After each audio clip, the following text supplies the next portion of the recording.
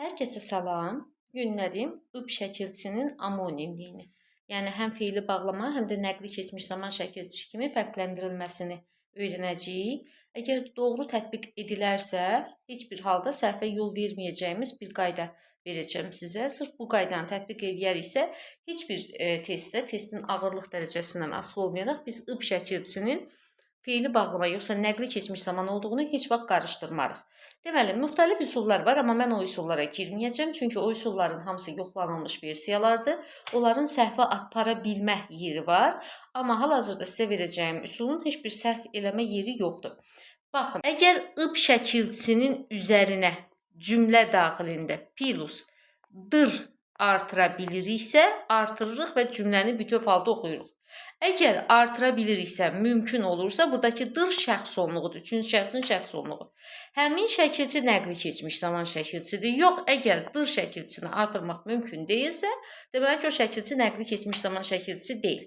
Məsəl üçün, yazıram ki, uşaq anasını görüb sevindi.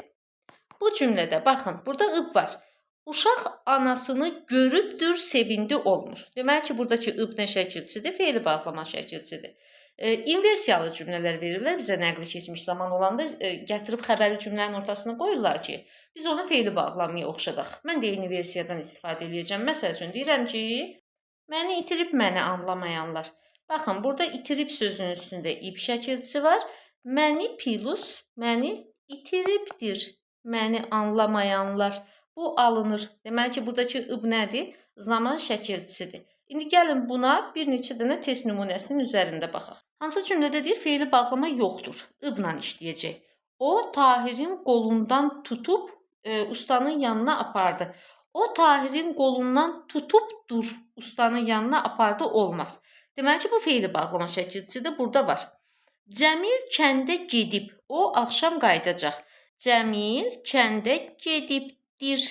Bura dir şəkilçisini artırmaq mümkün olacaq, şəxs sonluğunu. O, axşam qayıdacaq. Deməli ki, buradakı feili bağlama şəkilçisi deyil. Bu nəqli keçmiş zamandır. Və burada feili bağlama yoxdur. Mənim testimin cavabı oldu B variantı. Mən də uşaqlara qoşulub ayağa qalxdım. Mən də uşaqlara qoşulub dur ayağa qalxdım olmaz. Deməli ki, buradakı ıb feili bağlamadır. Bu da getdi. Uşaq yaş otların üstündə sürüşüb yıxıldı. Sürüşübdür, yıxıldı olmaz feili bağlama şəkilçisidir. Onun xəstəliyini eşidib çox narahat oldum. Eşidibdir, çox narahat oldum olmaz. Ona görə də bu da feili bağlama şəkilçisidir. Gəldik növbəti testə. Deməli, cümlələrin birində ıb feili bağlama şəkilçisi deyil. O, hamı ilə görüşübdür, babasına yaxınlaşdı. Olmaz. Ona görə də buradakı feili bağlama şəkilçisidir. Artıq unudulubdur ötən günlərim.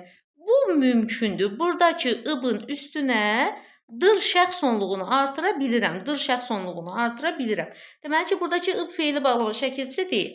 Ağsaqqal qonaqları qarşılayıbdır. İçəri dəvət etdi olmaz. Deməli, bu feili bağlamadır.